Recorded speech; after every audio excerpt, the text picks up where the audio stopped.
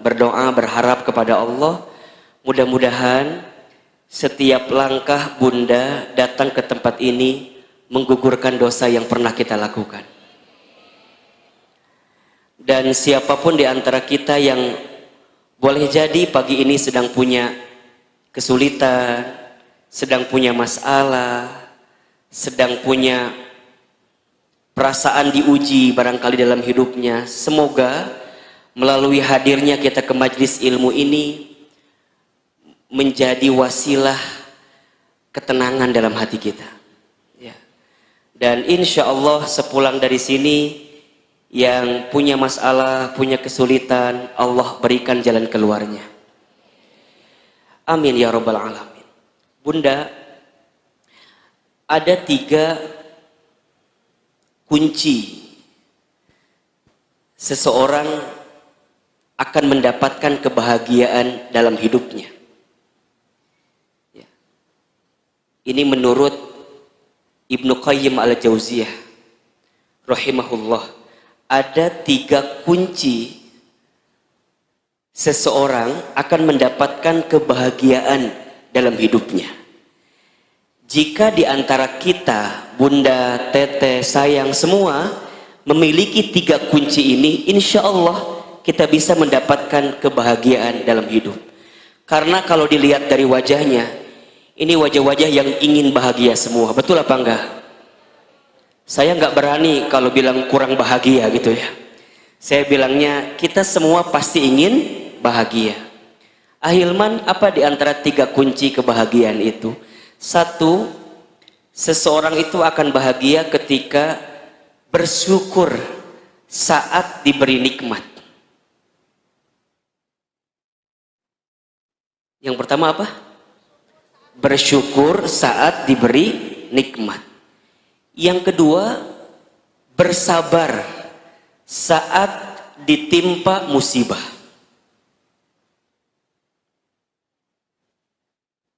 Yang kedua apa?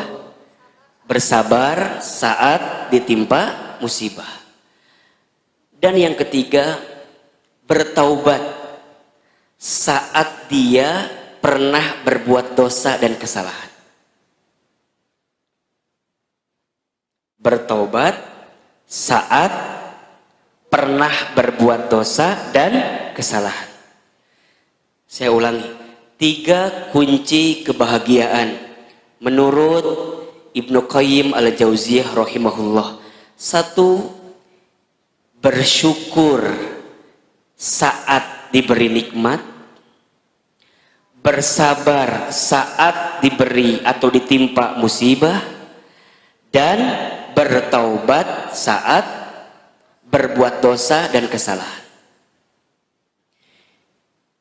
Itulah 3 kunci yang akan menjadikan hidup kita ini, Bunda, bisa berada pada trek jalur menemukan kebahagiaan dalam hidup. Bersyukur itu maknanya berterima kasih kepada Zat yang memberikan nikmat dalam kehidupan kita. Siapa? Allah. Maka yang membuat dia bisa bahagia di awal hari yang dia sedang jalani adalah kalimat yang keluar di lisannya adalah Alhamdulillah. Alhamdulillah. Ketika bangun tidur, apa yang kita baca? Alhamdulillahilladzi ahyana ba'dama amatana wa ilaihin nusyur. Kita kemudian sarapan, makan pagi, setelah makan kita pun mengucapkan kalimat Alhamdulillahilladzi at'amana wa saqana wa ja'alna minal muslimin. Jadi yang keluar di lisannya hanyalah kalimat Alhamdulillah, tanda yang paling sederhana dia bersyukur kepada Allah. Makanya berkali-kali Ahilman pernah sampaikan, syukur itu bentuknya ada 3 kan? 1, asyukru bil qalbi, syukur dengan hati. Bagaimana caranya syukur dengan hati? Meyakini dalam hati kita begitu banyak nikmat yang Allah berikan. Setuju nggak? Allah berfirman dalam Al-Quran, jika engkau menghitung nikmat Allah, sehebat apapun kamu menghitungnya, kamu tidak akan bisa menghitung nikmat Allah. Kenapa? Saking banyaknya nikmat Allah. Maka mohon maaf ya, siapapun di antara bunda, di antara kita yang barangkali hari ini sedang disapa dengan masalah, sedang disapa dengan ujian, demi Allah saya sampaikan, nikmat yang Allah berikan jauh lebih besar daripada masalah yang sedang kita hadapi. Catat status hari ini. Nikmat yang Allah berikan lebih besar dari masalah yang sedang kita hadapi. Yang kedua, asyukru bil lisan, kan? Syukur dengan lisan. Minimal dengan mengucapkan kalimat apa? Alhamdulillah. Alhamdulillah. Bahkan ketika kita mendapatkan sesuatu yang tidak kita inginkan pun, yang keluar kalimatnya adalah alhamdulillah.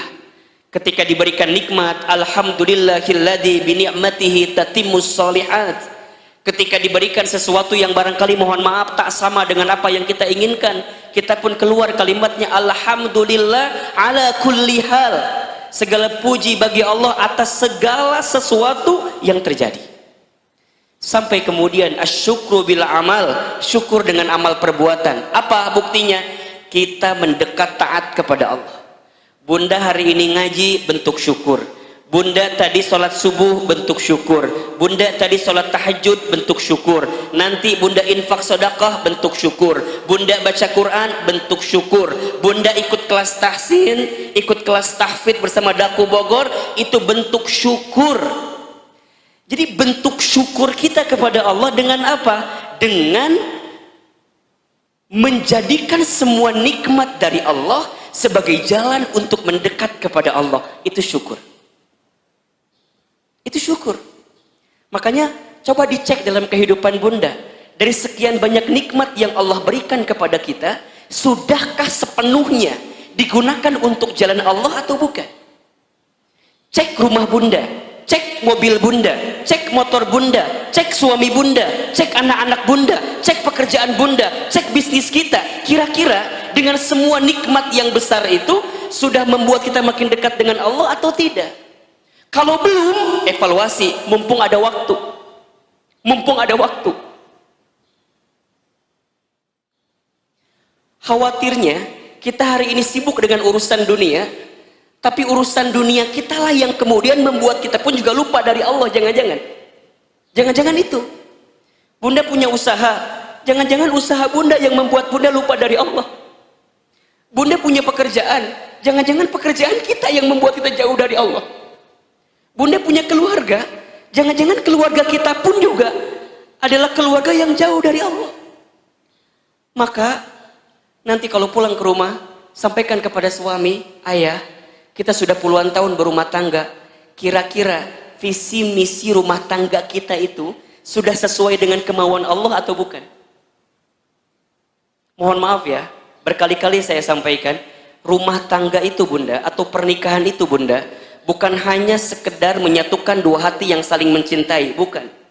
Tapi yang paling penting adalah saat kita bersama di rumah tangga, menjadikan rumah tangga kita sebagai jalan untuk mendekatkan surga dalam kehidupan kita.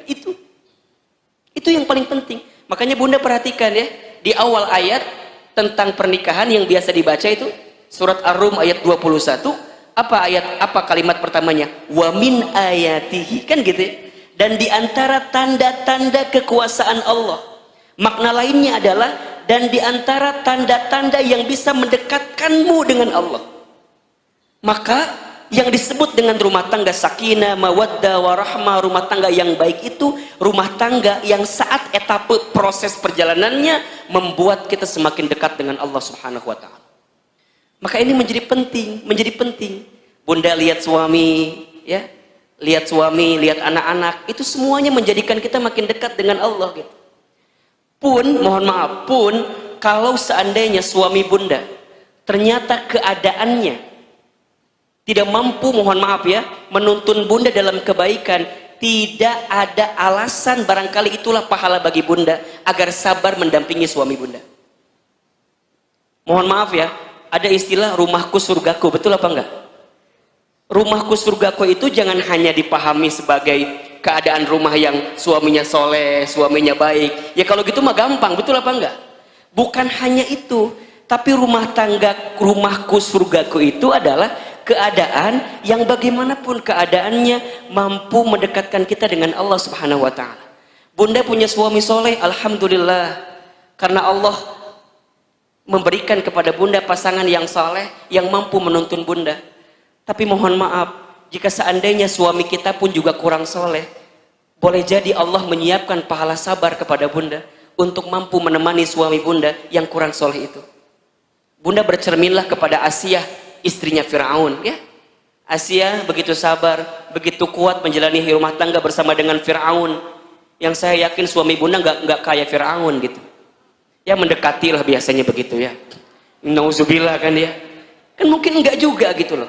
Jadi artinya apa? Masih ada peluang bagi kita semua, bagaimanapun keadaannya, untuk bisa mendapatkan surga dalam kehidupan kita semua. Caranya adalah syukuri.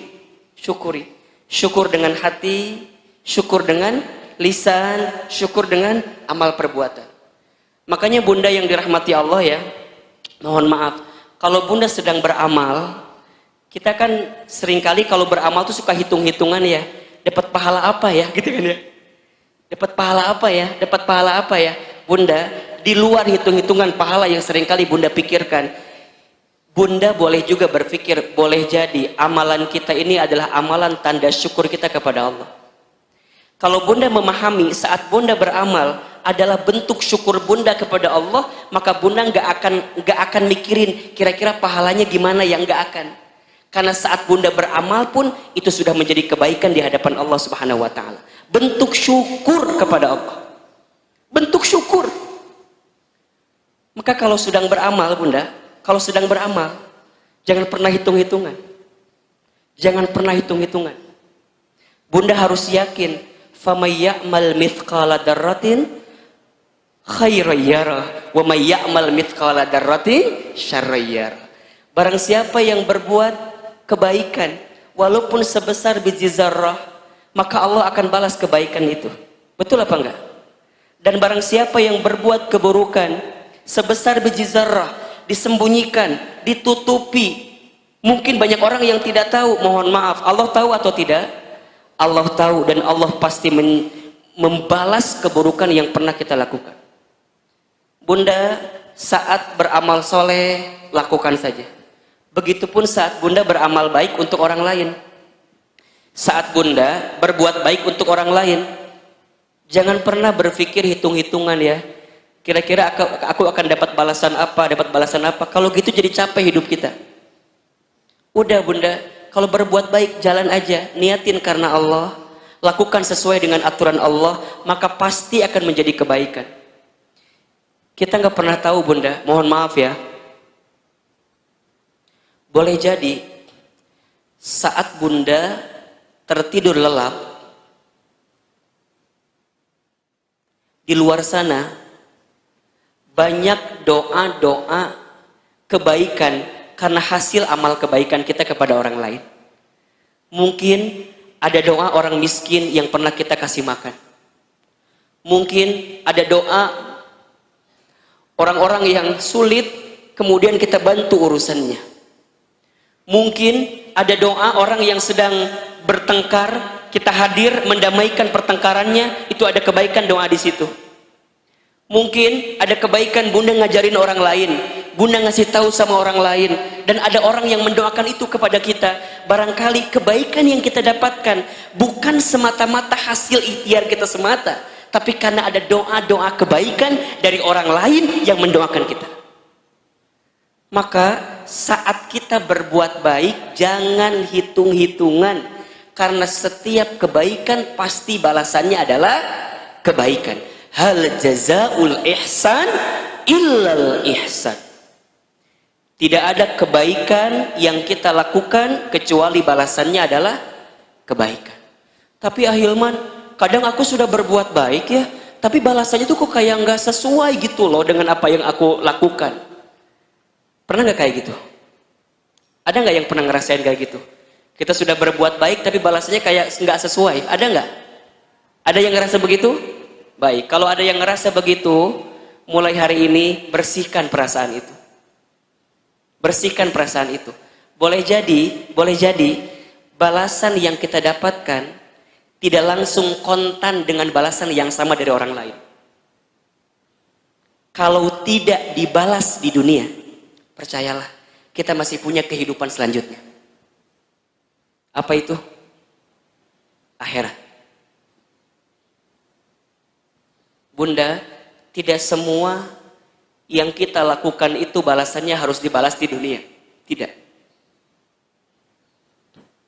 Ada yang mungkin ditunda, ada yang mungkin dipersiapkan oleh Allah di tempat yang lebih baik. Saat Bunda menjadi seorang istri misalnya, menjadi seorang istri itu profesi yang sangat mulia, Bunda. Bahkan posisi keberadaan yang sangat mulia. Bunda sudah melayani suami misalnya. Sudah seakan-akan memberikan yang terbaik bagi suami, tapi suami Bunda mohon maaf mungkin tidak membalas sesuai dengan apa yang Bunda inginkan. Bahkan mungkin melukai, ya, mengkhianati dan segala macamnya. Bunda jangan pernah khawatir dengan kebaikan Bunda.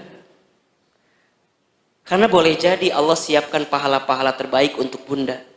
Mungkin bukan di dunia, mungkin nanti di akhirat. Begitupun juga dengan Bunda yang sebaliknya. Sekarang Bunda punya suami banting tulang, cari nafkah bagi Bunda.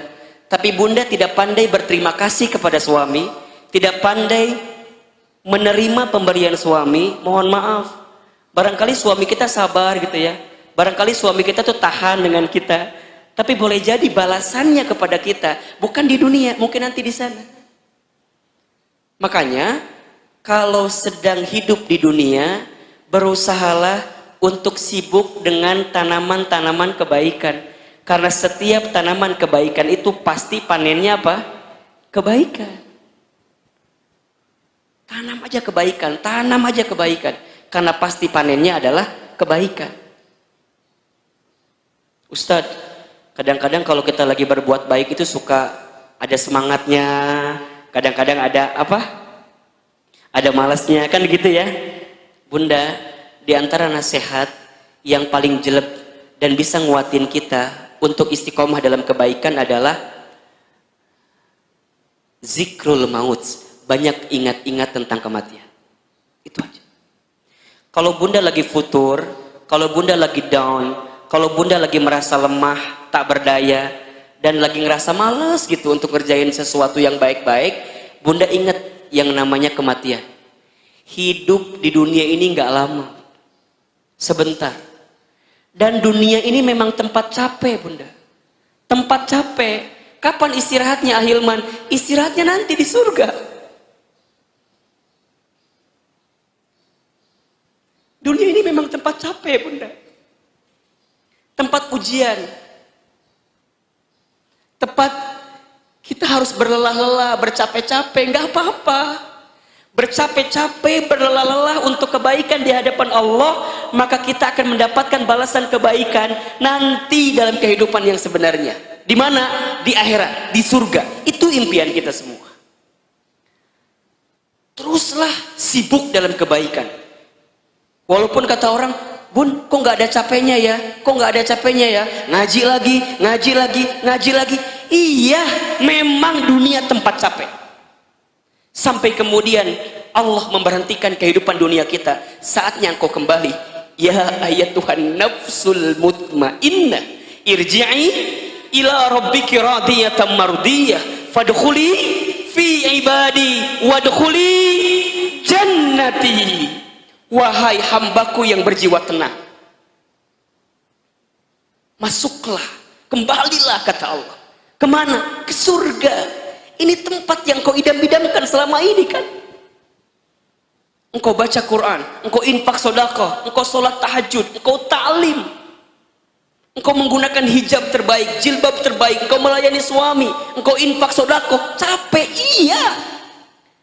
Dan Allah tidak akan pernah luput pandangannya kepada kita.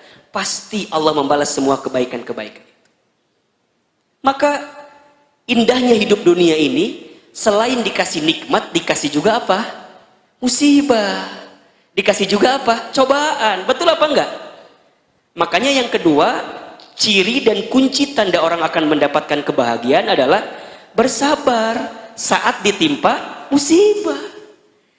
Memang hidup ini hakikatnya adalah tempat ujian kan? Wa nabluukum bisyarri wal khairi fitnah. Dan pasti kami akan menguji kamu sekalian dengan kesulitan, dengan kebaikan, dengan kesedihan, dengan kebahagiaan, fitnah sebagai ujian. Wa ilaina turja'un, dan hanya kepada kamilah engkau akan dikembalikan. Hidup ini hanyalah giliran-guliran dari ujian-ujian. Ada saat tertawa, ada saat menangis. Ada saat menerima, ada saat kehilangan.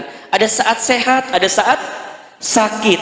Ada saat kita lapang, ada saat sempit.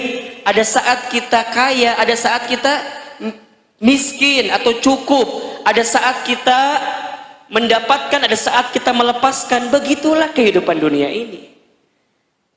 Makanya kata Nabi SAW, ajaban li amril mu'min, katanya.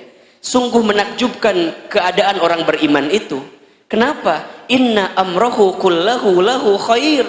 Setiap perkara yang datang bagi orang beriman, semuanya baik.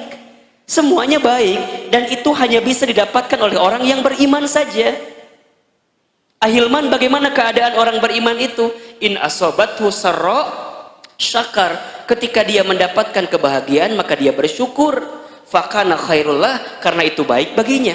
Wa in asobathu dharra sabar. Ketika dia mendapatkan kemadharatan, dia pun bersabar. Fakana khairullah, karena itu juga baik baginya.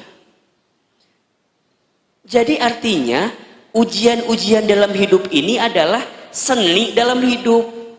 Kalau bunda hidupnya nggak diuji, flat gitu aja, seru nggak kira-kira? Nggak seru. Dan Allah menguji apa yang diujinya.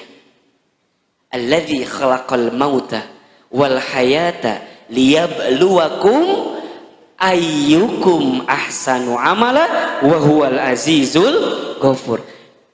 Allah ngasih ujian sama kita. Iya. Apa ujian yang sebenarnya? Ujian yang sebenarnya itu bukan ujiannya, tapi ujian yang sebenarnya adalah ayyukum ahsanu amala. Siapa di antara kalian yang paling bagus amalnya? Berarti yang Allah tanya apa? Sikap kita. Yang Allah tanya apa? Sikap kita. Yang membuat orang itu nggak lulus ujian bukan soal, tapi apa?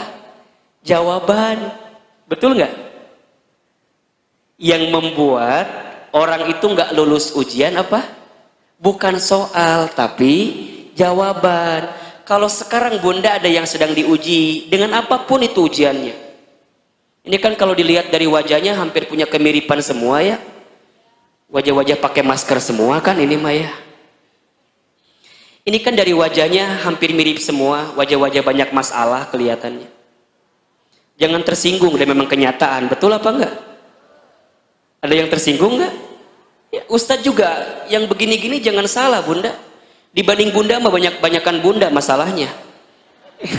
Ya sama, Ustadz juga punya banyak masalah. Bunda Cece juga sama, bunda Anggi juga sama, Teh Elis juga sama. Bunda jangan kira ketika membacakan bacaan-bacaan zikir itu kayak nggak ada masalah. Tenang, adem banget ya lihat bunda Anggi ya. Adem banget ya lihat Teh Elis baca zikir-zikir. Ulah salah. Tanya masalahnya banyak atuh. Bener nggak Teh? Nggak salah lagi. Sama bunda, sama. Kita ini pasti punya masalah. Dan memang itu seni dalam hidup. Ustadz, irahanya aku teh berhenti dari masalah. Mau nggak bunda berhenti dari masalah? Kalau mau berhenti gimana caranya? Gitu. Kalau mau berhenti ya silahkan, tok dipilih. Mau lewat mana berhentinya? Jadi gimana? Memang lagi diuji. Dan bagi orang beriman, Bunda paham bahwa ujian, bahwa musibah, bahwa masalah itu adalah cara Allah meningkatkan derajat hidup kita. Selama, nah ini penting nih, selama dengan ujian-ujian itu membuat kita semakin dekat dengan Allah. Itu kata kuncinya. Jadi kalau dengan masalah, dengan musibah, dengan cobaan makin membuat kita dekat dengan Allah, boleh jadi musibah itu adalah anugerah dari Allah. Saya ulangi ya. Kalau dengan musibah, dengan cobaan, dengan sesuatu yang menyedihkan kita, membuat kita semakin bisa mendekat dengan Allah, bisa taat kepada Allah, bisa makin rajin ibadahnya. Boleh jadi musibah itu berbuah jadi anugerah dari Allah. Hari ini kan kita semua sedang diuji ya. Ada longsor, ada banjir, ada gempa, ya, ada kecelakaan pesawat. Para ulama-ulama kita dipanggil usianya oleh Allah. Pandemi COVID belum reda juga, belum selesai juga. Ini kan kita sedang diuji gitu. Nah pertanyaannya adalah, dengan rentetan ujian itu membuat Bunda makin dekat dengan Allah atau tidak gitu. Membuat kita semakin taat dengan Allah atau tidak. Kalau dengan semua yang terjadi itu belum mampu membuat kita semakin dekat dan taat kepada Allah, butuh cara apa lagi yang harus Allah hadirkan dalam kehidupan kita?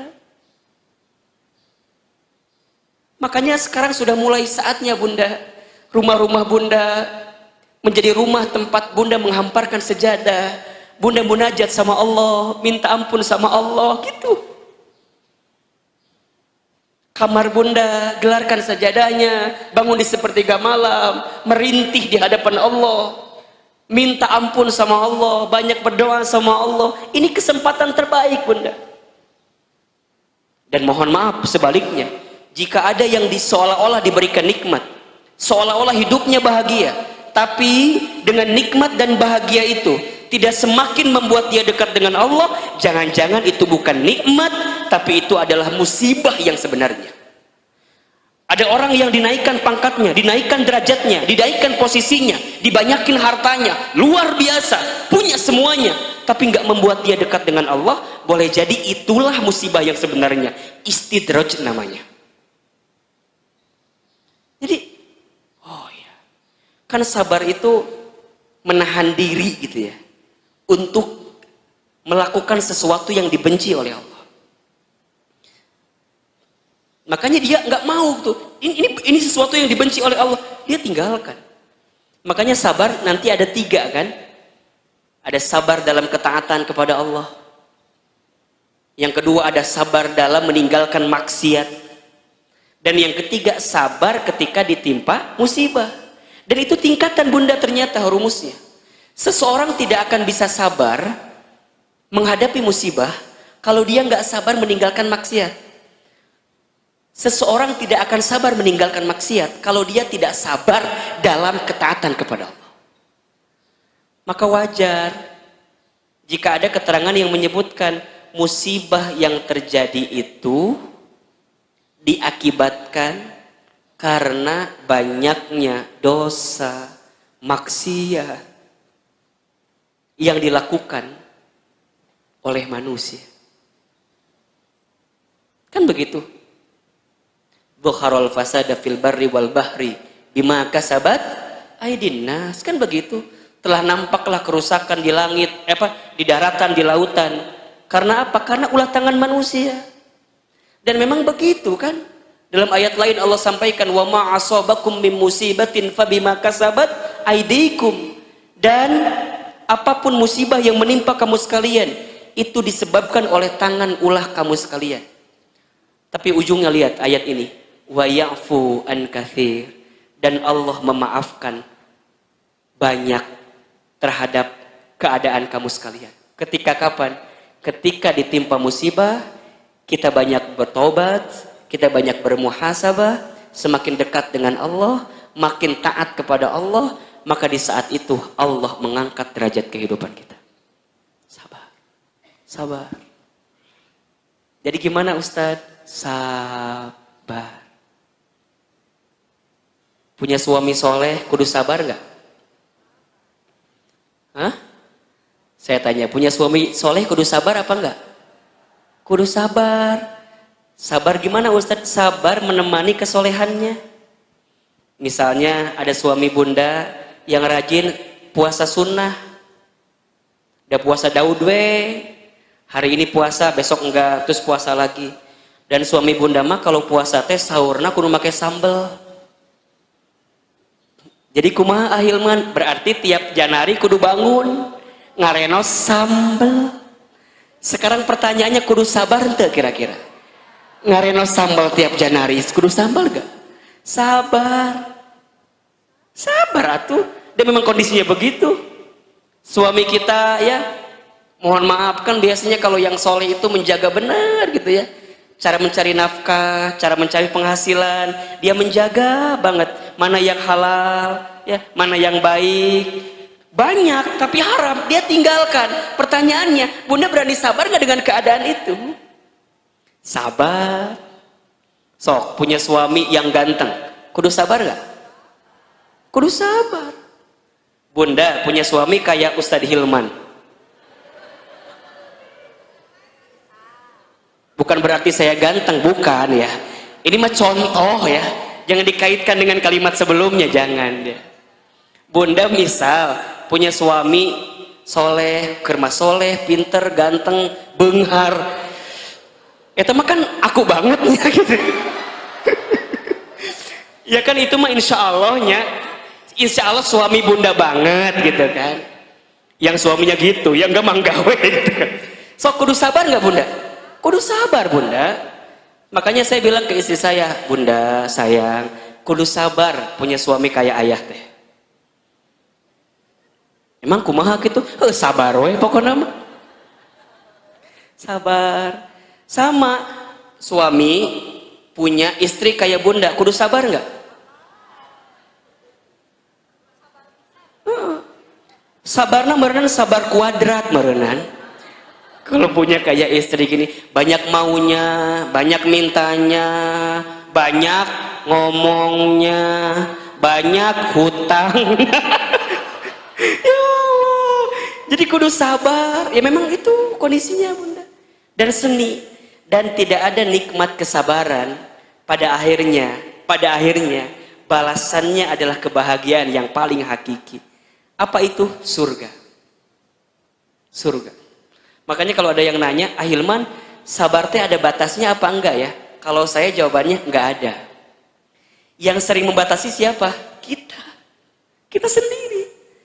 Selama kita hidup sabar. Makanya perintahnya apa? Ya ayyuhalladzina amanu sta'inu bis sabri was shalah.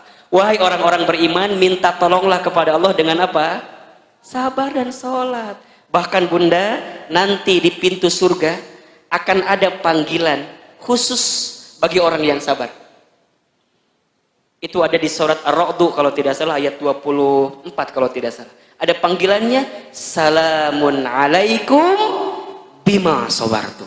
Selamat untuk kamu sekalian, sabartum, yang sabar atas kesabaran kamu sekalian. Kalau dia sabar, berarti apa kata kuncinya? Berarti diuji. Makin banyak ujiannya dalam hidup, kemudian dia makin sabar, makin dekat surga dalam kehidupan. Jadi kalau orang tahu begitu rumusnya, kalau sedang diuji dia senang banget. Yes, diuji. Halo? Halo? Jadi kalau diuji dia senang banget. Alhamdulillah, diuji. Berarti dianggap kita teh sama Allah. Mohon maaf kalau bunda dilepasin begitu aja, dibuat enak, dibuat santai, dibuat tenang, dibuat kayaknya nggak ada masalah. Bunda lupa sama Allah, itulah musibah yang sebenarnya. Tapi kan Ustadz kadang-kadang tekuat, kumaha atunya, Atuh maut we teu kuat mah. Teu kuat. La yukallifullahu nafsan illa usaha. Allah nggak akan mungkin nguji kita di luar batas kemampuan kita. Jadi itu rumusnya dibalik-balikin gitu.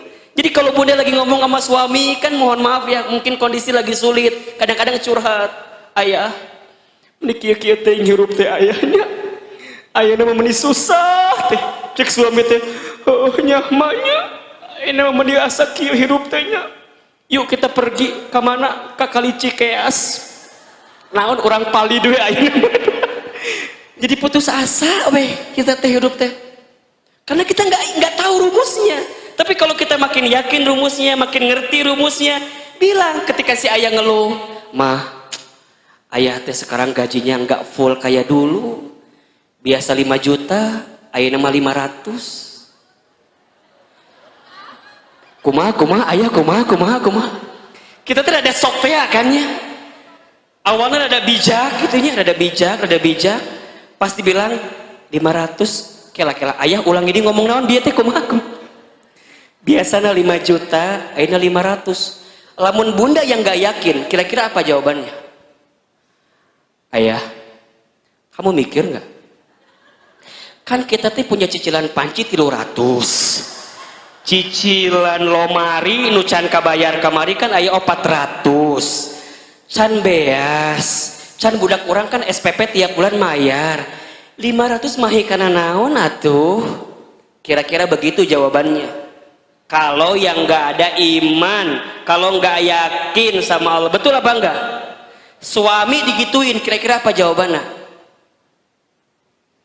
Ya, tidak bapak yang ngerti, bapak yang ngitung, misah mun gitu bapak mendingan kena corona weh. Ujungnya jadi stres, imun berkurang, jadi babaliut hurufnya, bener tuh? Iya nggak kira-kira? Coba kalau bunda begini jawabannya, bun, ayah teh biasa 500.000, biasa 5 juta, ayo nama seberapa?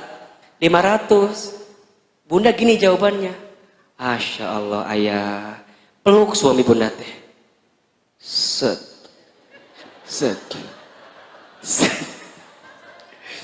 ulah kenceng teh, apa tuh? Dipeluk sama bunda teh, dibisikin di telinganya, ayah mikir tuh gitu. Jangan gitu atuh. Bunda peluk, bilang, ayah nggak apa-apa, yakin kalau sekarang ayah 500.000 dapatnya, mama bunda insya Allah nguatin, cukup-cukupin. Bunda bisikin di telinga suami bunda, la yukallifullahu nafsan illa usaha. Allah nggak akan ngasih beban sama kita ayah, kecuali Allah tahu batas kemampuan kita. Buat bunda mah nggak penting penghasilan ayah berapa, yang penting ayah selalu bersama dengan bunda. Gitu. Hari itu tenang, isuk liur.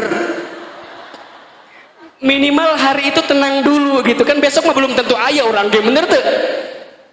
Bisa aja bunda pagi-pagi ngomong gitu kan, bisa aja sorenya meninggal, bener nggak?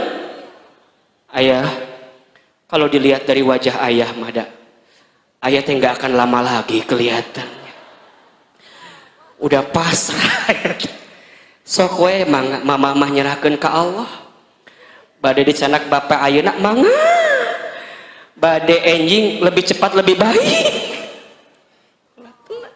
Jadi saling nguatin di rumah tangga, bukan saling melemahkan, bahkan jangan saling menyalahkan. Sabar bunda, ini hidup inilah. Sampai yang terakhir, kalau bunda mau bahagia, bertaubat, banyak taubat. Saat kita sudah berbuat dosa, bunda, yang membuat manusia itu mulia karena apa? Karena manusia bertaubat. Iblis kenapa hina? Iblis kenapa hina? Karena dia sudah tahu berbuat salah, sudah tahu mungkar, berbuat gak baik dalam hidupnya, tapi gak mau bertaubat di hadapan Allah. Tapi yang membuat manusia itu menjadi mulia saat dia pernah berbuat dosa, kemudian dia segera bertaubat kepada Allah. Itu yang menjadi kemuliaan kita. Makanya Allah itu suka kepada orang yang sering bertaubat ya. Innallaha yuhibbut tawwabina wa yuhibbul mutatahhirin. Sesungguhnya Allah mencintai orang yang banyak bertaubat dan orang yang mensucikan diri. Udah bunda, jangan sibuk dengan aib orang lain. Jangan sibuk dengan kesalahan orang lain. Sibuklah dengan aib kita. Karena aib kita juga jauh lebih banyak daripada aib orang lain. Banyak nangis sama Allah. Banyak mohon ampun, istighfar.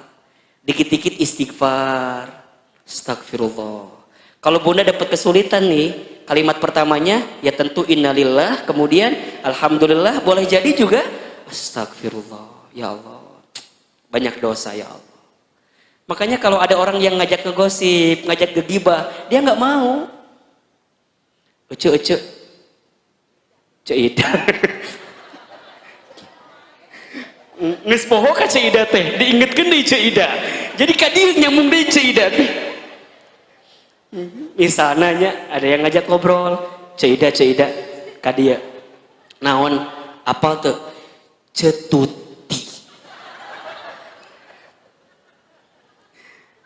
Naon gitu cetuti? Cetuti maknya suamina bawa mobil baru. Dan cetuti mah sama aku suaminya teh sama kerjaan teh. Satu kantor bareng, satu divisi bareng. Nah hanya suaminya cetuti mah boga mobil anyar. Dan suami aku mah enggak. Dan cek aku mah nya Ida, contohna teh kieu. Cek aku mah suami cetuti teh korupsi. So, bunda kalau ada yang ngajak ngegibah, seneng gak kira-kira? Bohong. Kadang-kadang kita mah suka ngomporin bunda. Kalau dia sudah ngomong cerita, eta bener cemomon. Jadi nu cerita teh cemomon tadi ka urang teh nya. Kan Cik Ida nu dicaritakeun nu ngomong saha? Cemomon. Cek Cik Ida teh, cemomon eta bener. Pantesan. Da aku mah kemarin teh lihat suami cetuti teh bareng sama perempuan nggak tahu siapa. Rambutnya teh panjang gitu. Pas aku lihat belakang teh rada bolong gitu. Jadi cerita kemana-mana cerita. Kadang-kadang kita mah ngomporin. Kita teh malu sebenarnya bunda sama Allah kudu nama. Meureun cetuti nggak tahu kita omongin. Betul apa enggak? Tapi Allah tahu nggak kira-kira? Tahu. Jadi gimana kalau ada orang yang ngajak ngegosip, ngajak ngegibah, bunda langsung ulah gitu, sok sing tarik.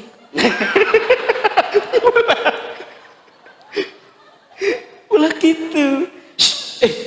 Ulah gitu. Jempe. Jadi bunda kalau nggak, tapi Ustaz si eta mah ngomong wae terus. Kan ada ya teman kita yang udah kita bilang udah jempe, tapi ngomong wae terus. Gimana caranya? Tinggalkan. Tinggalkan ulah ieu mah. Aku teh enggak mau denger. Tapi cicing di samping dia. Tidak mau bisa. Tetap wae kedengeran. Kita udah begini nih. Aku mah cemamon, aku mah enggak mau denger. Enggak takut aku mah. Kieu we, kieu. Tapi enggak pindah-pindah, tetap wae kedengeran. Betul apa enggak? Tinggalkan. Biasakan untuk menghindari sesuatu yang sia-sia bunda. Itu mah udah sia-sia ya, dosa lagi. Gibah itu tahu bunda dosanya apa? Seperti memakan bangkai saudaranya. Bayangkan ke bunda. Dan begitu banyak perempuan, mohon maaf ya, begitu banyak perempuan yang celaka, kemudian dia masuk ke dalam api neraka karena apa? Karena lisannya, karena kemaluannya. Makanya aduh, pelan-pelan, bukan pelan-pelan, jempe we gitu. Pelan-pelan, kalau mau ngomong juga dia mikir-mikir, ini benar nggak ya? Ini salah nggak ya? Gitu. Jadi dipikir-pikir dalam dirinya itu. Karena dia nggak mau kalau kesalahan sama Allah ya, bertaubat, minta ampun, oke. Tapi mohon maaf bunda, kalau ada kesalahan kepada sesama manusia, apa yang bisa kita lakukan? Minta maaf. Kalau kemudian dia nggak ridho, bagaimana keadaannya? Jadi hati-hati menjaga perasaan orang lain itu. Islam ini hadir baginda Nabi itu diutus. Di antara banyak tujuannya, salah satunya apa? Innama bu'istu liutammima makarimal akhlak. Sesungguhnya aku diutus, kata baginda Nabi, untuk menyempurnakan akhlak. Berarti bunda teh kalau ilmunya makin banyak, ngajinya makin rajin, ibadahnya makin baik, maka tercermin pada apa? Akhlaknya makin baik. Bicaranya yang baik-baik, ngedengar sesuatu yang baik-baik, melangkah kepada sesuatu yang baik-baik, gitu. Maka dosa kita tuh banyak banget ya, banyak kayak kira-kira. Banyak banget. Selama Allah berikan kesempatan hidup, yuk perbanyak bertaubat. Insya Allah kalau 3 kunci ini bunda pegang, bersyukur ketika dikasih nikmat, bersabar ketika ditimpa musibah, bertaubat dengan dosa dan kesalahan, insya Allah kita akan mendapatkan kebahagiaan. Apa yang kita idamkan kebahagiaannya? 2 kan? Rabbana atina fid dunya hasanah wa fil akhirati hasanah wa qina azabannar. Kita ini pengen baik di dunia, pengen baik di akhirat, dan kita dijauhkan dari siksa api neraka. Bunda yang dirahmati Allah, itu baru pendahuluan ya. Itu baru prolog kajian kita. Hari ini kita akan bicara tentang meyakinkan hati ya. Bunda, ada 5 mindset, mungkin saya bilangnya mindset ya. Mindset itu pola pikir yang harus bunda tanamkan di hati agar kita semakin yakin menjalani hidup ini untuk menyandarkan sepenuhnya hanya kepada siapa? Allah. Sebelum saya bahas 5 mindset itu apa saja, saya ingin mulai dari satu keadaan yang membuat hidup kita terasa sulit. Penyebabnya adalah karena terlalu bersandar kepada selain Allah. Saya ulangi ya. Yang membuat hidup kita terasa sulit, terasa berat, karena terlalu bersandar kepada selain Allah. Itu faktor penyebabnya. Seorang istri ketika terlalu bersandar kepada suami, maka siap-siap dia akan mendapatkan kekecewaan dalam hidupnya. Ketika kapan? Ketika keberadaan suaminya tidak sesuai dengan apa yang diharapkannya. Kecewa nggak kira-kira? Kecewa. Kalau sudah kecewa, merasa berat nggak? Merasa berat. Orang tua punya anak. Kalau orang tua terlalu bersandar kepada seorang anak, ketika anaknya tidak sesuai dengan harapannya, maka siap-siap orang tua itu akan dibuat apa? Kecewa. Kalau sudah kecewa, maka hidupnya akan terasa berat. Seseorang yang bekerja di perusahaan terlalu bersandar ke tempat bekerja di perusahaannya itu, siap-siap dia akan apa? Kecewa. Ketika kapan? Ketika dia harus dirumahkan, ketika dia harus di PHK, ketika harus diberhentikan dan segala macamnya. Bunda punya bisnis, terlalu bersandar kepada bisnis usaha kita. Ketika kondisinya berubah, bisnis usaha kita berubah, kemudian kita kecewa, maka kita akan terasa sulit menjalani hidup. Alasannya apa? Karena terlalu bersandar kepada bisnis usaha kita. Maka jawabannya, kalau bunda hidupnya ingin ringan, ingin tenang, ingin nikmat, belajarlah untuk menyandarkan semua kehidupan kita hanya kepada siapa? Allah. Pertanyaannya adalah, banyak di antara kita yang percaya kepada Allah, tapi sedikit di antara kita yang mempercayakan hidupnya kepada Allah. Iya nggak? Kalau ditanya, yakin gak sama Allah? Yakin, tapi gitu deh, gelisah lagi, ngeluh lagi. Betul nggak? Nah, bagaimana caranya, mindset apa, atau keyakinan hati apa, yang perlu ditanamkan dalam diri kita, agar semakin yakin dengan Allah? Saya mengambil mindset hidup ini dari mindsetnya Nabi Ibrahim alaihissalam. Bunda, Nabi Ibrahim itu seorang nabi yang Masya Allah ya, disebut dengan bapaknya para nabi gitu ya, yang ketauhidannya, yang keimanannya, yang keikhlasannya, Allahu Akbar. Bunda barangkali sudah sangat mengetahuinya karena seringkali diceritakan oleh para guru-guru kita. Nabi Ibrahim ujiannya Allahu Akbar, begitu besar kan? Tapi apa yang membuat Nabi Ibrahim kuat menjalani hidup? Karena kuat keyakinannya kepada siapa? Kepada Allah. Nah, Ahilman, apa di antara keyakinan-keyakinan Nabi Ibrahim alaihissalam yang bisa kita pelajari, kemudian kita tanamkan di hati kita agar makin yakin dengan Allah? Bunda buka surat Asy-Syu'ara, surat ke-26 ayat 78 ya, sampai ayat 82 ya. Kita bahas ini, kan tadi 5 ya. Surat Asy-Syu'ara ayat 78 sampai 82. Ini berisikan tentang 5 mindset dalam hidup ya, terinspirasi dari Nabi Ibrahim alaihissalam, yang akan membuat kita semakin yakin dengan Allah. Jadi kalau Bunda sedang menghadapi kesulitan, sedang menjalani hidup, maka yakini 5 mindset ini. Oke, kita bahas satu persatu ya. Yang pertama, keyakinan dalam hati kita yang perlu kita tanamkan adalah A'udzubillahi minasyaitonirrajim. Bismillahirrahmanirrahim. Alladzi khalaqani fahuwa yahdin. Alladzi khalaqani fahuwa yahdin. Dialah Allah yang telah menciptakan aku, maka dialah Allah yang menunjukkan jalan kepadaku atau memberi petunjuk kepadaku. Ini keyakinan pertama.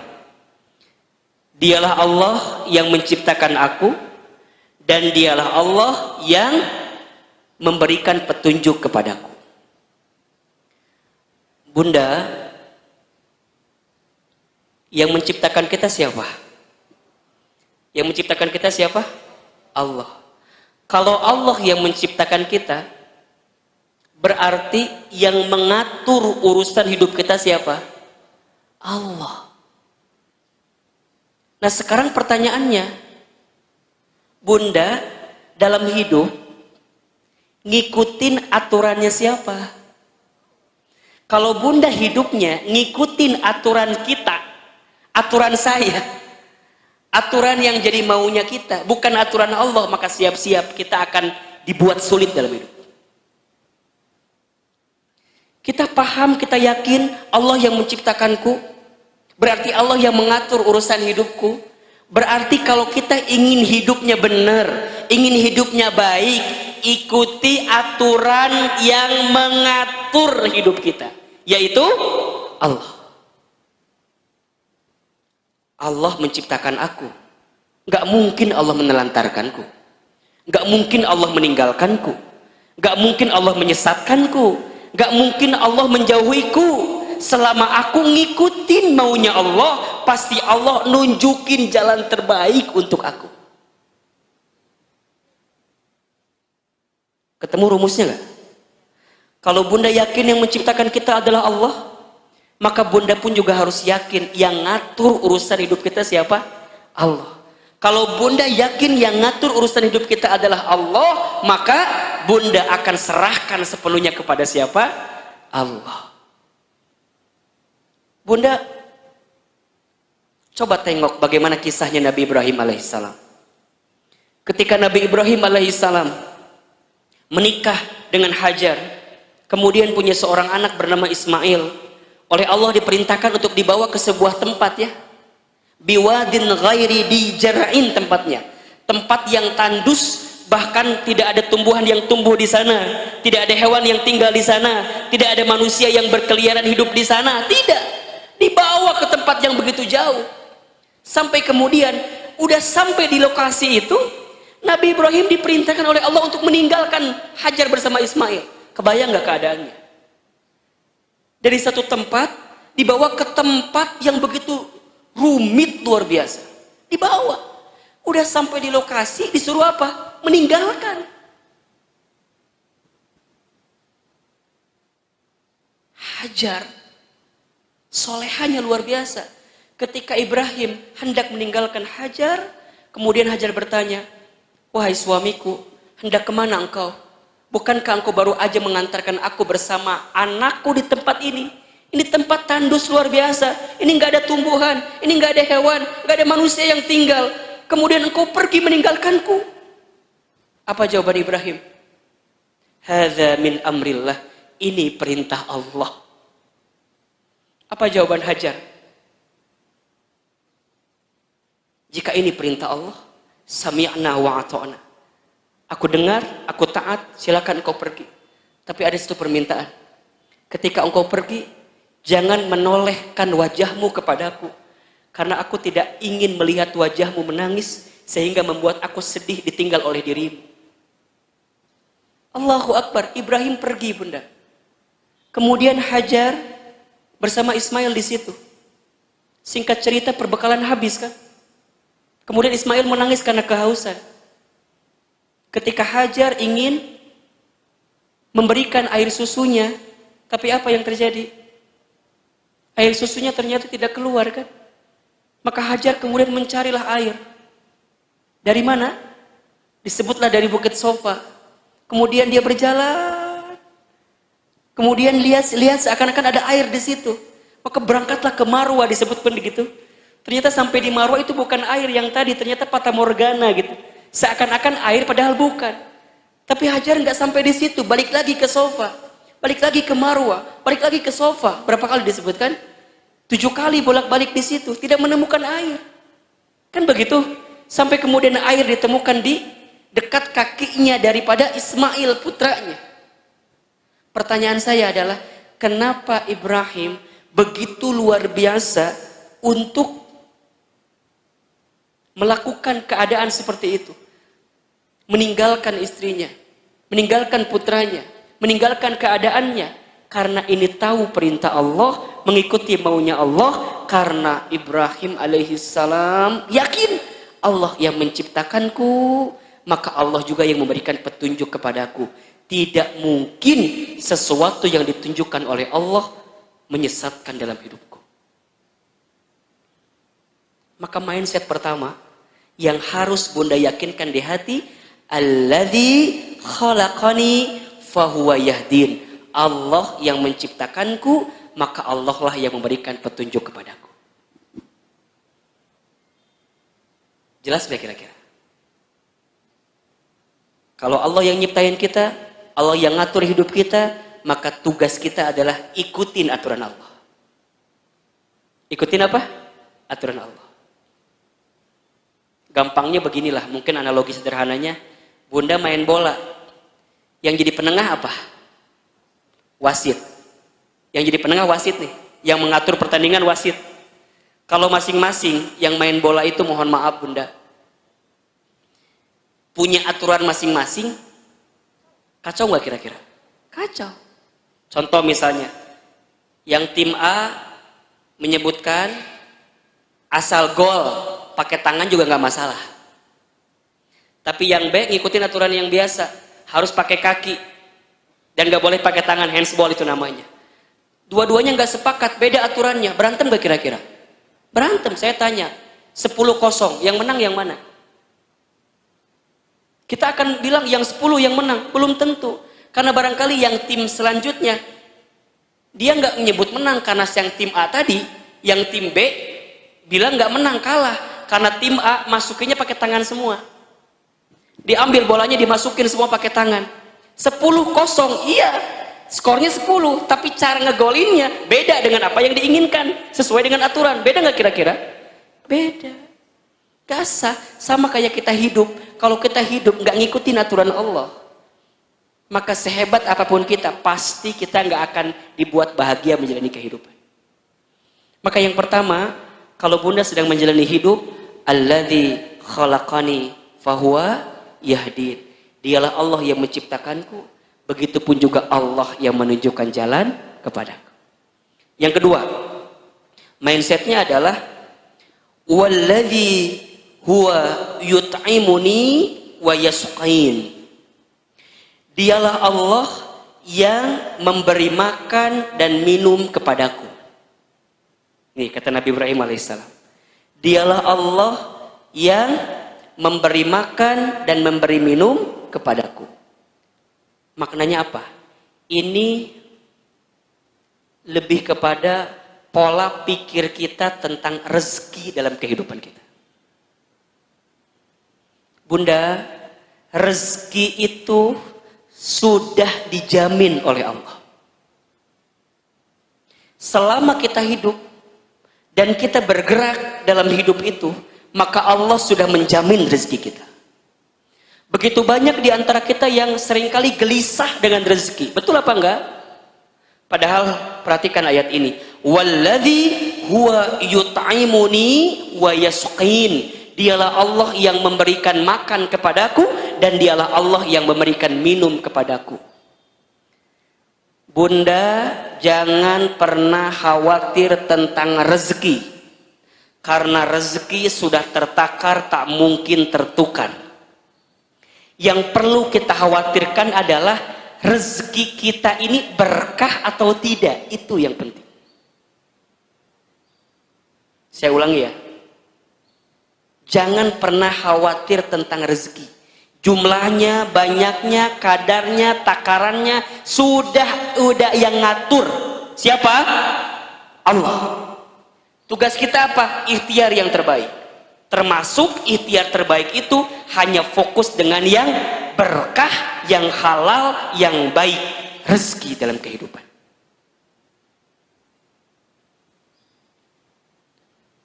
Kerja kita itu, bisnis kita itu tidak menentukan rezeki kita. Itu hanyalah bentuk kewajiban kita kepada Allah.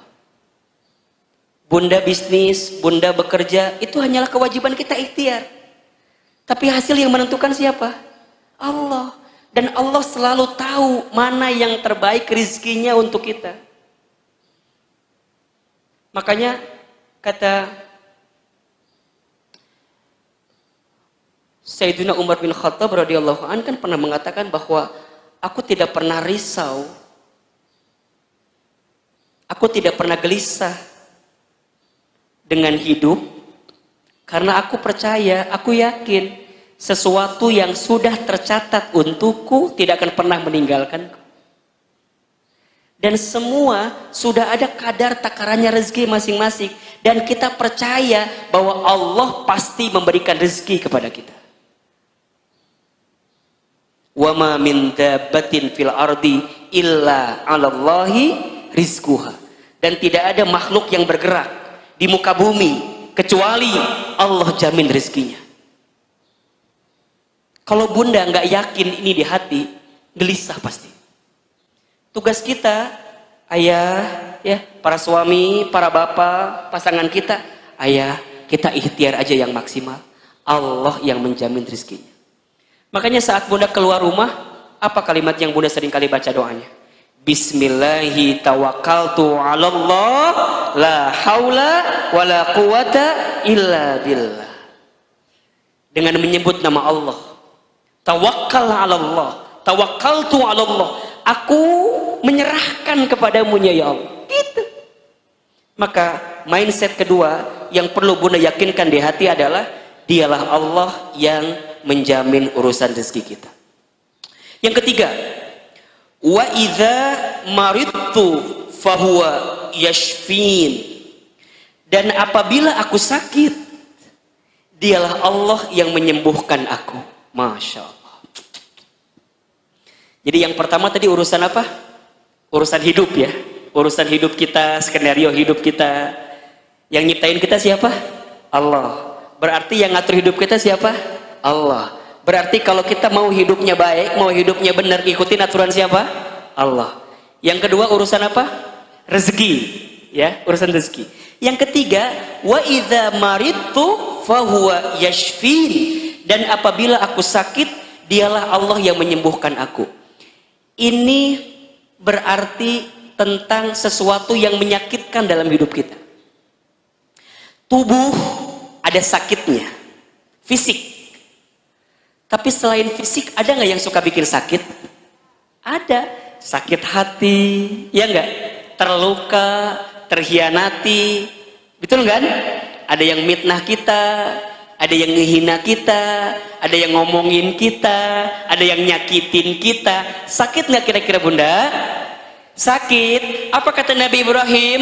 Fahuwa yashfin. Dialah Allah yang menyembuhkan rasa sakit dalam hidupku.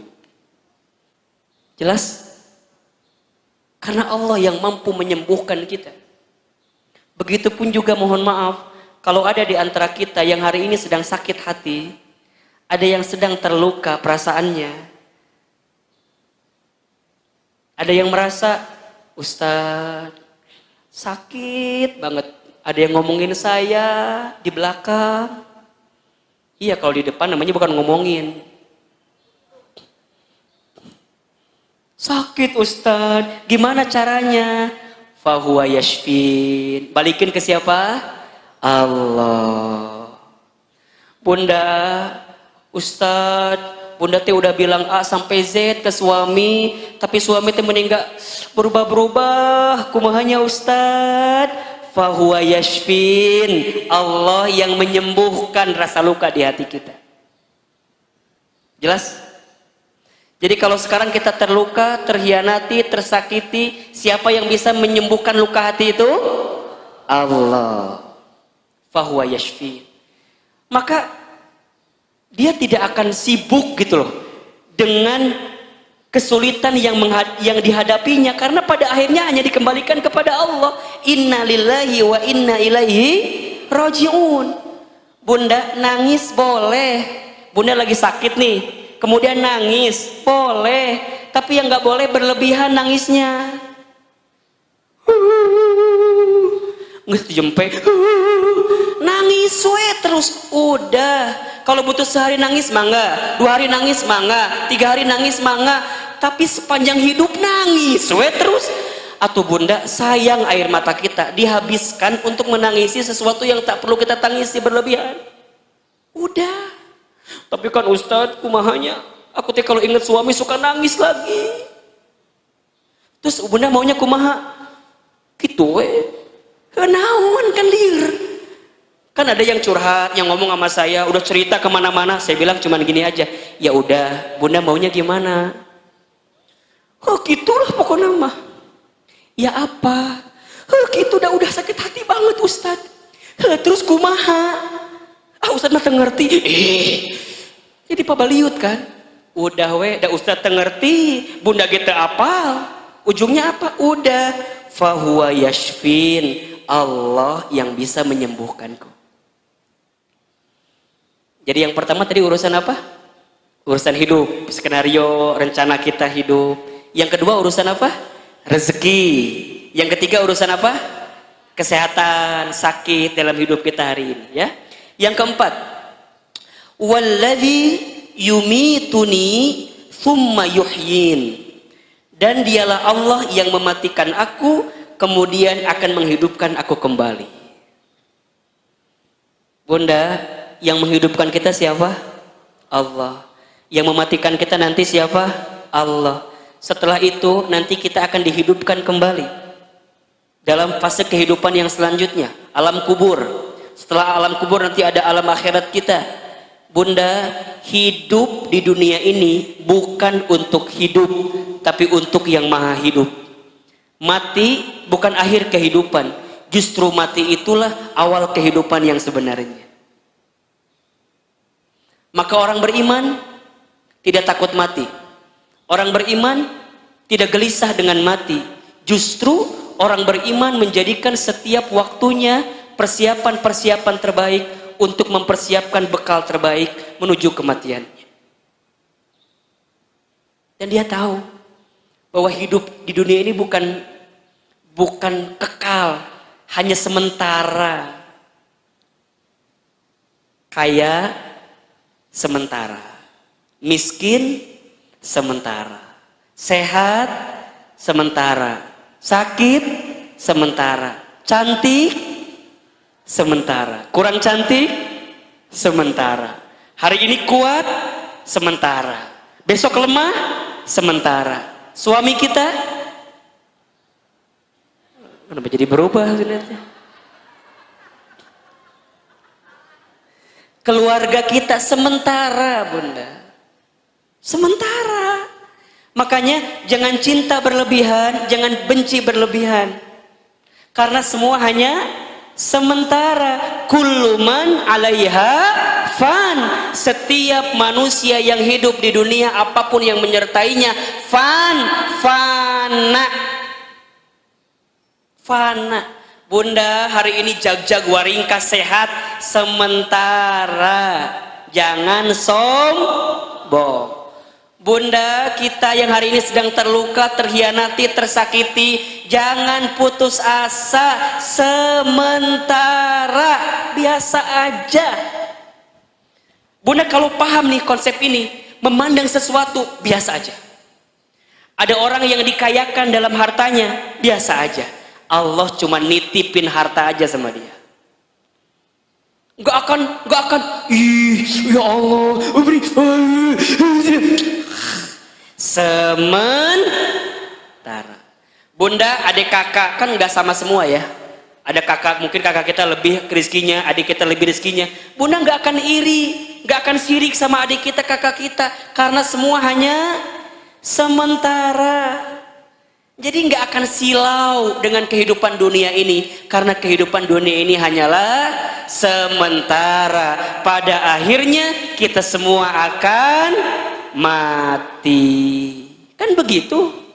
Orang kaya, orang miskin, raja-raja, rakyat biasa, yang di belakang,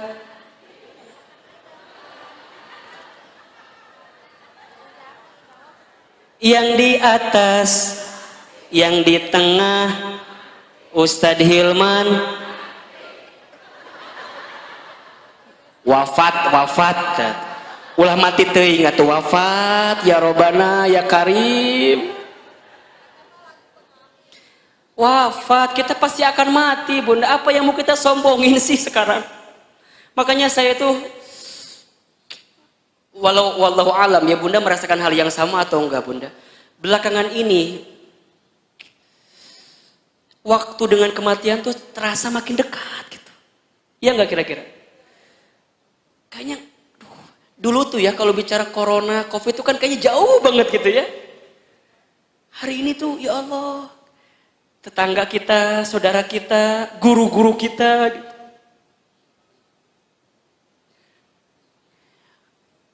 Kadang ya, yang membuat saya itu sering mudah menangis, yang sedih itu, kita tuh sadar ya Bunda, belum banyak bekal gitu untuk pulang gitu. Ya enggak kira-kira? Waktu Allahu yarham al-maghfurlah Syekh Ali wafat, itu kan saya lagi ngisi kajian di Masjid Az-Zikra gitu ya. Ada yang hadir waktu itu? Lagi ngisi, tiba-tiba dapat kabar beliau wafat gitu. Saya langsung tidak bisa berkata apa-apa gitu Bunda. Langsung diam, langsung kita tutup dengan doa, selesai gitu. Kalau orang yang sudah banyak amalnya gitu ya, bekal kebaikannya banyak. Tentu kematian itu adalah sesuatu yang dirindukan gitu.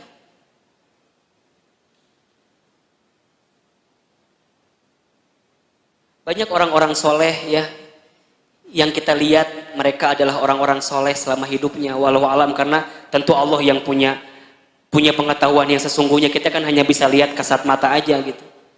Allah panggil usianya gitu. Dan ada orang yang jasadnya sudah mati, tapi kebaikannya masih hidup gitu. Makanya nanti ada istilah, ada usia, ada umur. Ini beda Bunda. Usia itu hitungan angka. Itu usia. Bunda 60, 50, 40, Ahilman misalnya 30. Itu hitungan angka. Tapi ada umur. Umur itu hitungan kesadaran. Termasuk hitungan kebaikan. Boleh jadi usianya pendek, tapi umurnya panjang. Boleh jadi usianya pendek, tapi umurnya panjang. Maksudnya apa? Orangnya sudah wafat, tapi kebaikannya masih kekal. Syekh Ali wafat di usia 44 tahun. Tapi umurnya boleh jadi lebih panjang daripada usianya 44 tahun. Betul apa enggak? Sampai hari ini kita masih dengar tilawah Qur'annya.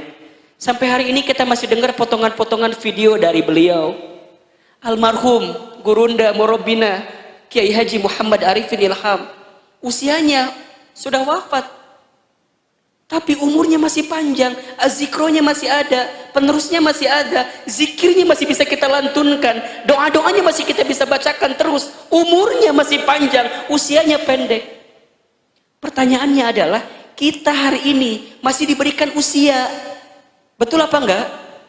Namun setelah usia kita wafat, kira-kira umur kita panjang apa enggak?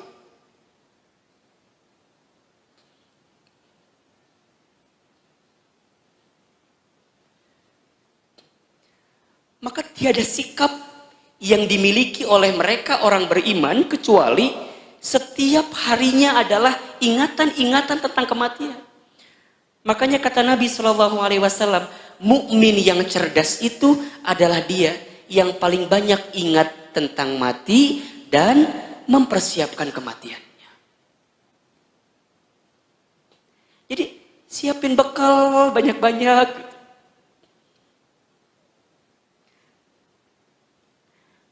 Infak, sodako, baca Quran, berbuat baik sama orang lain, ikut taklim, tidak mau menyakiti orang. Karena kita tahu bahwa hidup ini bukan di sini sebenarnya, tapi nanti di sana. Gitu. Ahilman,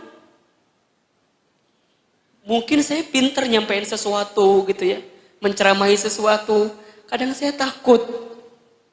Ya Allah, kira-kira yang saya sampaikan udah saya amalkan atau belum? Takut.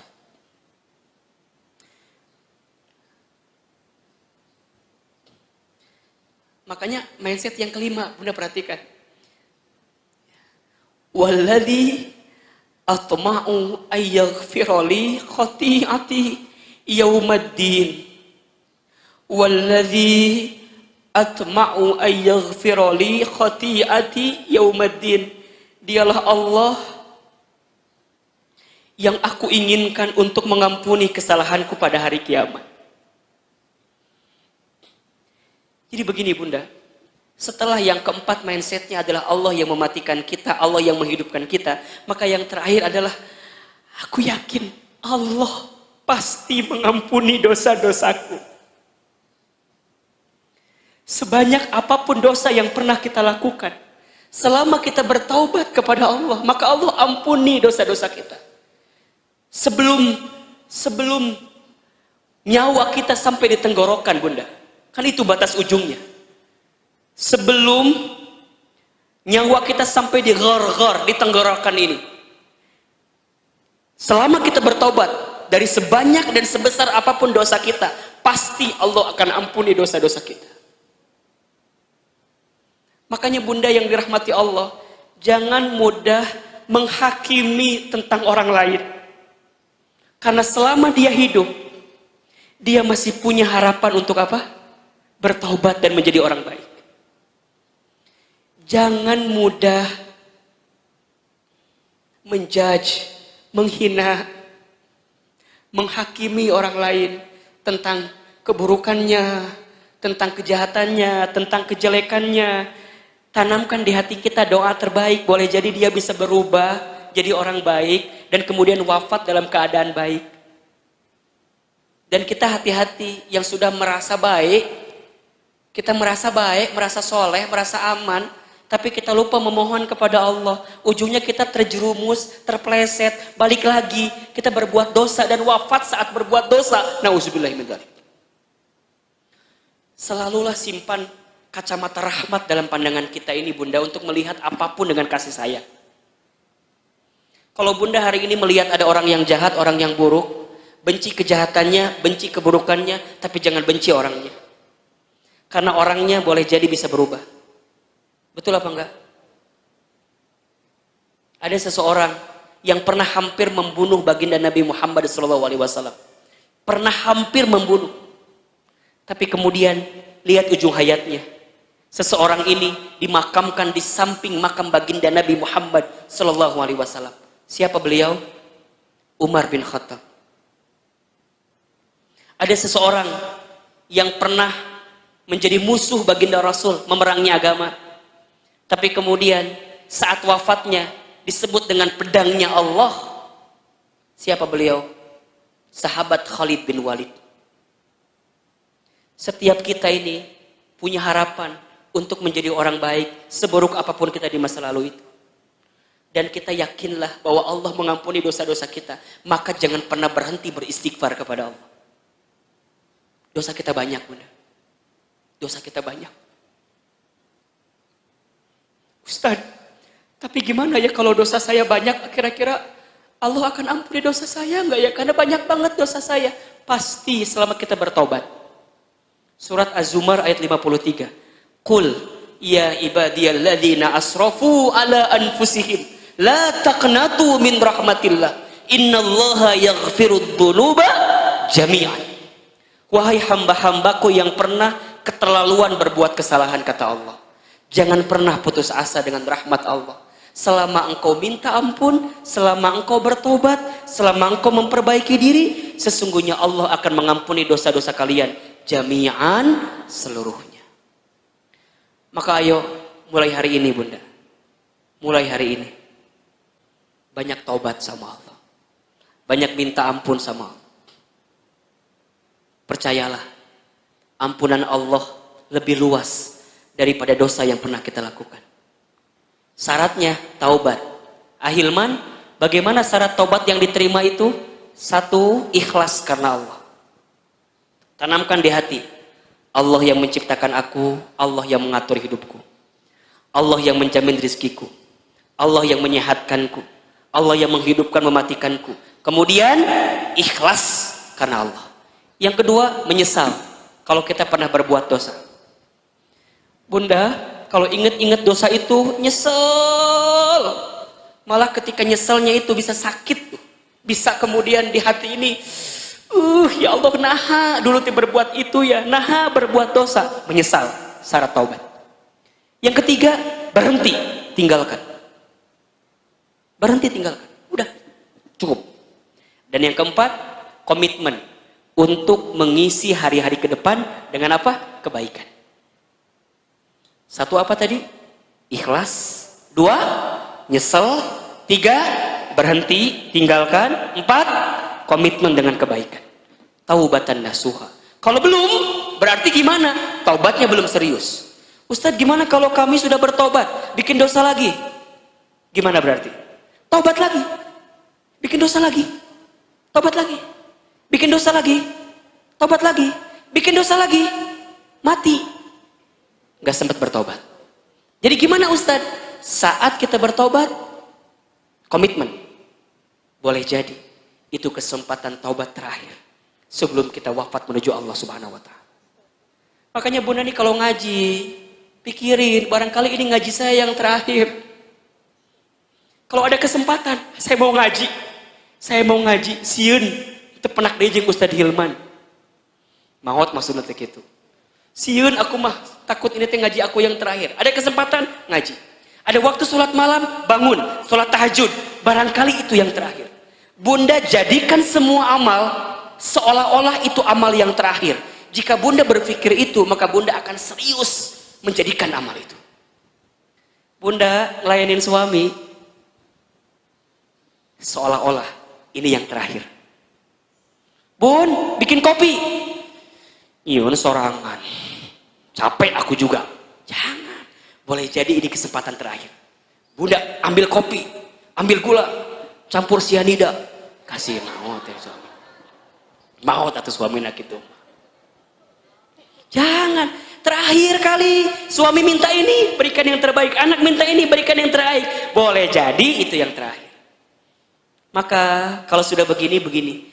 Hidup ini ada rasa harap, ada rasa takut kan. Ada roja, ada khauf. Roja, kita berharap dengan surganya Allah. Khauf, kita takut dengan nerakanya. Dalam harap ada takut. Dalam takut ada harap. Saat Bunda beramal soleh, harus ada takut. Takut gak diterima, ya enggak? Sehingga apa? Lurusin niat lagi, ikhlasin niat lagi. Kan begitu. Saat Bunda berbuat dosa, ada rasa harap. Apa harapannya? Harapannya Allah mengampuni dosa-dosa kita. Ada rasa harap dalam takut, ada rasa takut dalam rasa harap. Dan itu yang harus kita miliki semuanya. Maka jika 5 mindset ini sudah kita tanamkan di hati kita, tenang hidup ini Bunda. Yang pertama, Allah yang menciptakanku, Allah yang mengatur hidupku. Yang kedua, Allah yang menjamin rezekiku. Yang ketiga, Allah yang menyembuhkan sakit luka dalam hidupku. Yang keempat, Allah yang menghidupkanku, kemudian nanti Allah yang mematikanku. Hidup ini sementara, semua akan kembali kepada Allah. Yang kelima, Allah yang akan mengampuni dosa-dosaku. Jelas kira-kira? Jelas kira-kira? Tanamkan mindset ini, tanamkan di hati keyakinan ini, insya Allah kita akan belajar dari Nabi Ibrahim alaihissalam. Sampai kemudian lihat ujung ayat ini kan, Robbi habli hukman wa alhiqni bissolihin. Ya Tuhanku, berikanlah kepadaku hikmah dan masukkanlah aku ke dalam golongan orang-orang yang soleh. Ada hikmah dari kejadiannya. Apa hikmahnya? Allahu Akbar. Nabi Ibrahimnya sudah wafat, Siti Hajarnya sudah wafat, Nabi Ismailnya sudah wafat, tapi sampai hari ini kita masih bisa menunaikan ibadah haji. Yang ibadah haji itu filosofi ritualnya berangkat dari kisahnya siapa? Nabi Ibrahim alaihissalam. Air Zam-Zam masih bisa kita minum nggak? Masih bisa kita minum. Hikmah kan itu. Sa'i dari mana?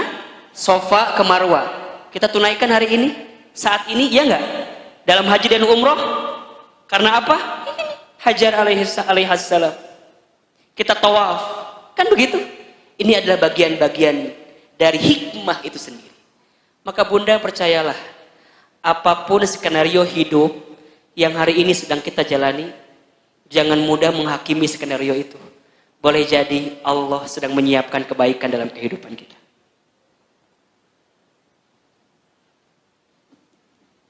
Bunda punya anak, mungkin anak Bunda belum sesuai dengan kemauan Bunda. Jangan pernah berhenti untuk mendoakannya. Boleh jadi anak Bunda itu akan menjadi anak yang soleh, anak yang baik. Boleh jadi mungkin saat Bunda sudah tiada di dunia ini. Bunda hari ini berwakaf, bersedekah, berinfak. Jadi orang tua asuh untuk penghafal Quran. Mungkin bundanya sudah nggak ada. Tapi boleh jadi si anak yang tadi kita berikan beasiswa untuk menghafal Quran itu, mereka jadi penghafal Quran. Kelak mereka menjadi imam di suatu masjid, bacaannya dibacakan, Allahu Akbar. Maka setiap ayat yang dibacakan oleh si anak itu, dan dulu dia pernah sekolah karena harta yang kita berikan kepada anak itu, pahalanya sampai kepada kita. Itulah yang dinamakan dengan apa? Amal soleh jariyah. Amal jariyah. Begitupun juga dengan dosa. Ada amal soleh jariyah, juga ada amal salah jariyah. Ada dosa jariyah. Dosa yang kita lakukan dalam hidup, saat kita wafat dosanya masih mengalir. Gimana Ustadz? Kok bisa? Iya, sangat bisa. Jadi gimana? Minta ampun cepat-cepat sama siapa? Allah. Bunda, hati-hati, apalagi perempuan. Menjaga kehormatan perempuan. Apa yang Bunda tampilkan di sosial media, jika itu bukan sesuatu yang baik, khawatir jadi dosa jariyah nantinya. Kalau masih bisa dihapus, hapus. Tapi Ustadz, udah dihapus tapi saya ada lagi, muncul lagi. Udah, la yukallifullahu nafsan illa usaha. Ya, kita semaksimal mungkin berusaha. Kalau ada orang yang pernah kita sakiti, temui, minta maaf. Jangan gengsi Bunda. Ustadz, gengsi atuh minta maaf sama dia, naon? Mau dia yang salah, aku yang minta maaf. Minta maaf. Karena balasan-balasan kebaikan itu pasti akan kita dapatkan kalau kita berbuat baik. Ya, mudah-mudahan 5 mindset ini bisa meyakinkan hati kita semua. Ya. Jadi kalau Bunda lagi punya kesulitan, lagi dalam kegelisahan, langsung mikir 5 ini, pasti akan tenang. Dan insya Allah kita mendapatkan kebaikan juga. Bunda yang dirahmati Allah, mari sama-sama kita angkat kedua telapak tangan kita. Kita berdoa kepada Allah Subhanahu wa Ta'ala. Mudah-mudahan doa-doa kita di pagi ini dikabulkan oleh Allah Subhanahu wa Ta'ala. Istighfar 3 kali. Astaghfirullahaladzim. Astaghfirullahaladzim. Astaghfirullahaladzim. Angkat kedua telapak tangan kita. Tundukkan kepala kita. Tutup kedua mata kita. Aminkan dalam hati doa-doa yang coba kita bacakan. Astaghfirullahaladzim. A'udzubillahi minasyaitonirrajim. Bismillahirrahmanirrahim. Alhamdulillahi rabbil alamin. Alhamdulillahi rabbil alamin. Alhamdulillahi rabbil alamin. Hamdan syakirin, hamdan na'imin. Hamdan yuwafi ni'amahu wa yukafi mazidah. Allahumma salli ala sayyidina Muhammad wa ala alihi wa ashabihi ajma'in. Ya Allah, ya Rahman, ya Rahim. Duhai Allah yang maha pengasih lagi maha penyayang. Ya Allah, hari ini kami semua hadir kembali di masjid ini. Hari ini kami berkumpul kembali di tempat ini. Ya Allah, kami mohon kepadamu, sayangi kami semua dengan kasih sayang-Mu ya Rabb. Cintai kami semua dengan kasih sayang rahmat-Mu ya Allah. Ya Allah ya Rabb, Engkau yang maha melihat setiap kelakuan kami. Engkau yang maha menatap setiap isi hati perasaan kami. Ya Allah, Engkau yang maha mendengar setiap keluh kesah kegelisahan hati kami. Ya Allah, terima kasih. Engkau takdirkan kami hadir kembali di masjid ini ya Allah. Tidak ada yang kami inginkan saat kami hadir kecuali kami mendapatkan ridho-Mu ya Allah. Kami rindu ya Allah dengan kebaikan-kebaikan yang Kau berikan kepada kami ya Allah. Maka ya Allah, terima ini semua sebagai tanda syukur kami kepadamu ya Allah. Terima kasih untuk nikmat usia yang Kau masih berikan kepada kami.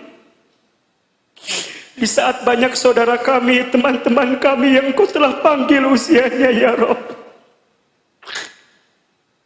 Terima kasih ya Allah untuk nikmat sehat yang masih Engkau tanamkan di tubuh kami. Terima kasih untuk nikmat rezeki ya Allah yang masih Engkau amanahkan kepada kami. Terima kasih untuk nikmat keluarga yang masih Engkau bersamakan dengan hidup kami. Ya Allah, ya Ghaffar, ya Ghafur, begitu banyak nikmat yang Kau berikan kepada kami ya Rabb. Tapi kami seringkali membangkang, lupa, lalai dengan perintah-Mu ya Allah. Maka ya Allah, Engkau yang maha mengampuni semua dosa-dosa kami mohon ya Allah. Siapapun di antara kami, seburuk apapun masa lalu kami, sebanyak apapun dosa-dosa kami, sesering apapun maksiat kami, Allah, kami mohon kepadamu ya Allah, jangan keluarkan kami dari masjid ini kecuali Engkau ampuni semua dosa-dosa kami ya Allah. Ampuni dosa-dosa kami ya Allah. Banyak dosa ya Allah.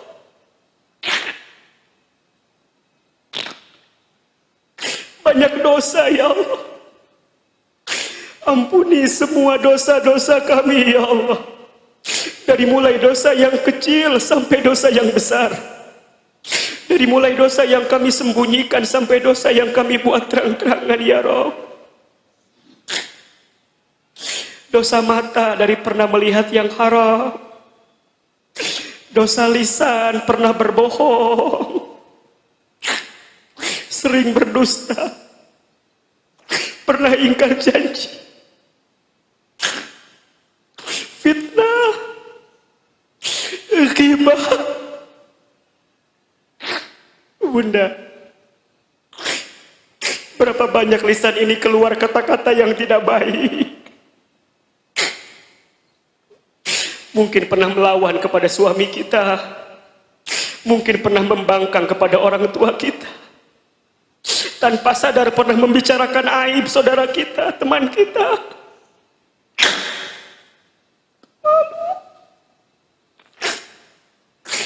Ya Allah, ampuni tangan kami ini ya Allah. Mungkin di antara kami tangannya ada yang pernah bersentuhan dengan yang haram. Ampuni perut kami ini ya Allah. Mungkin pernah masuk makan minum yang haram.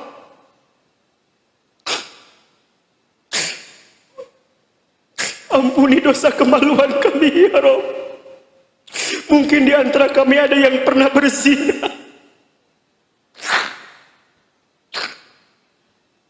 Ampuni dosa kaki kami ya Allah.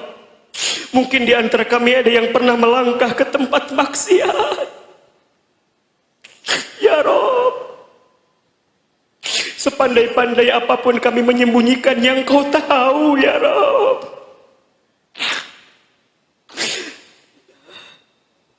Ampuni dosa kami ya Allah. Jangan wafatkan kami sebelum Engkau ampuni dosa-dosa kami ya Allah.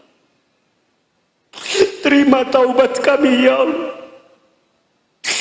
Belum lagi dosa kami kepada kedua orang tua kami ya Allah. Maafkan kami jika ada yang pernah menyakiti hati orang tuanya, pernah menyinggung perasaan orang tuanya, pernah menyakiti hati orang tuanya, pernah meneteskan air mata ayah ibu orang tuanya ya Allah. Bunda, silahkan berdoa, minta ampun kepada Allah atas dosa-dosa yang pernah kita lakukan. Ingat-ingat dosa apa itu. Semakin kita ingat, kita nyesal pernah berbuat dosa itu. Minta sama Allah agar kita dibimbing untuk meninggalkan dosa itu. Allah, ampuni dosa kami ya Allah. Ampuni dosa kami ya Allah. Rabbana dzalamna anfusana wa illam taghfir lana wa tarhamna lanakunanna minal khasirin. Allah, kami ridho ya Allah. Seandainya musibah, ujian, cobaan menimpa kami ridho menerimanya ya Allah. Boleh jadi itu karena dosa-dosa kami ya Allah, tapi kami mohon ya Allah, ampuni dosa kami ya Allah. Jadikan ujian hidup ini sebagai cara Engkau mengampuni dosa-dosa kami ya Allah. Kesulitan hidup kami, ujian hidup kami ini ya Allah, kami ridho, kami terima, asalkan Engkau ampuni semua dosa-dosa kami ya Allah.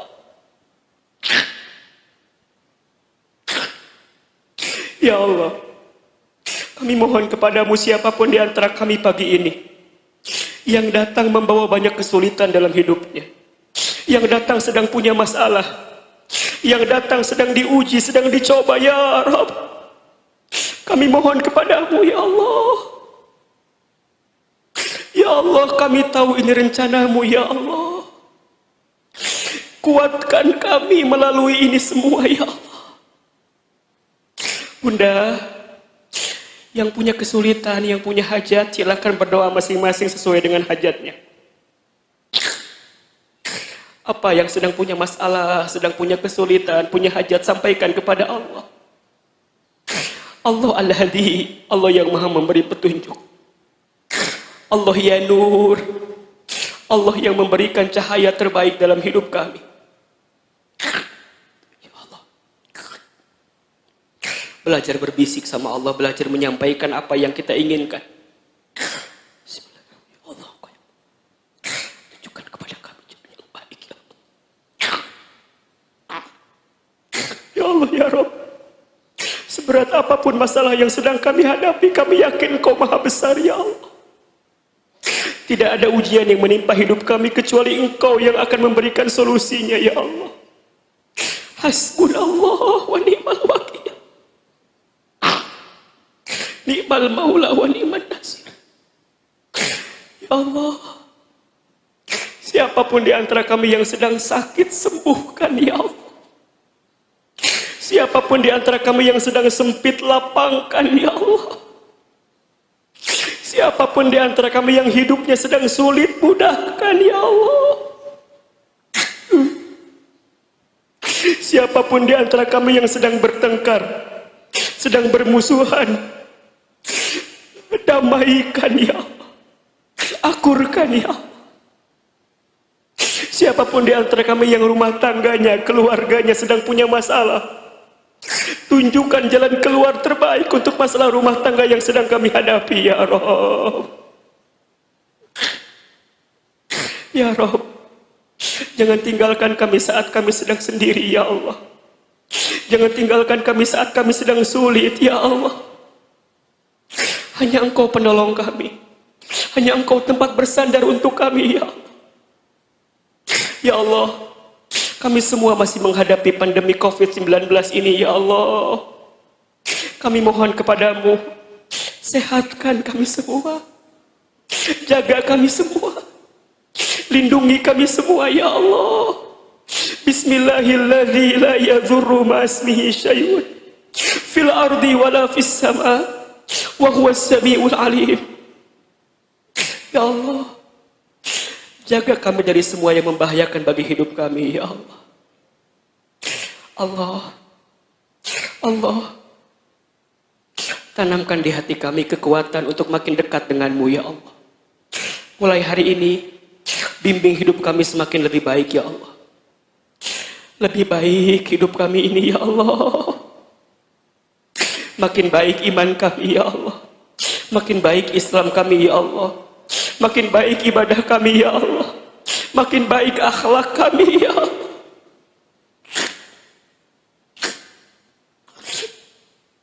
Kuatkan kami untuk tidak berbuat dosa maksiat lagi ya Allah.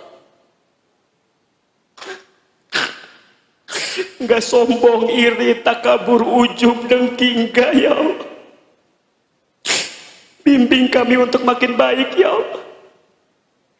Sampai kemudian Engkau panggil kami dalam usia wafat kami nanti ya Rabb. Kami semua pasti akan wafat ya Rabb, kami mohon wafatkan kami semua nanti ya Allah dalam keadaan beriman. Wafatkan kami semua nanti ya Allah dalam keadaan Islam. Wafatkan kami semua ya Allah nanti dalam keadaan husnul khatimah. Allah ya Rabb, sebagaimana Engkau kumpulkan kami di dunia saat ini, kami mohon kepadamu kumpulkan kami semua nanti di surga-Mu ya Allah. Bunda, ingat wajah orang tua kita, sebutkan nama orang tua kita. Sebutkan nama pasangan hidup kita. Sebutkan nama anak-anak keturunan kita.